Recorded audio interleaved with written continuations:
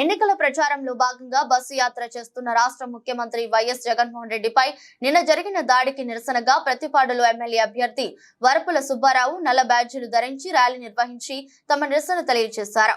వరపుల సుబ్బారావు మాట్లాడుతూ జగన్ మేమంతా సిద్ధం పేరుతో చేస్తున్న బస్సు యాత్రకు అశేష ఆదరణ చూసి ఓర్వలేక కొందరు దుండగులు కుట్రలో భాగంగా ఈ దాడి జరిగిందన్నారు.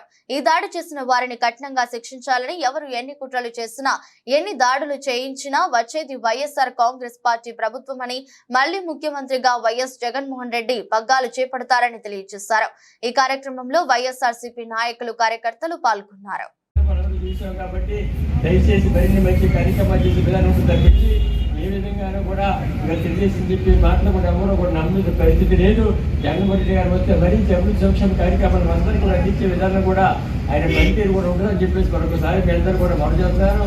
ఇవాళ శాసనసభ్యుడిగా పార్లమెంట్ సభ్యుడు సునీల్ గారు కూడా ఇక్కడ పార్టీలో పూర్తి చేస్తాం. ప్రతిపాటు నేను శాసనసభ్యులు పూర్తి చేస్తాను, పార్లమెంట్ సభ్యులు సునీల్ పూర్తి చేస్తున్నాను. కాబట్టి దయచేసి మీ అందరూ కూడా మరొకసారి మేము మనవి చేస్తున్నారు.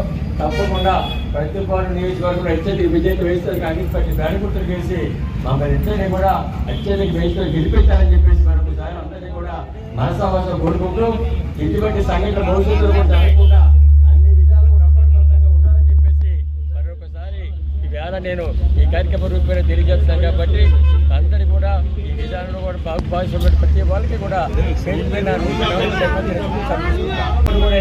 ప్రజానేకం నేరాజనం పడుతూ మేమేమి ఎట్లుంటాం, ఎన్ని రకాలు కూడా సిద్ధం ఉన్నామని చెప్పేసి చెప్పే సందర్భం కూడా మన అందరం కూడా చూస్తున్నాం.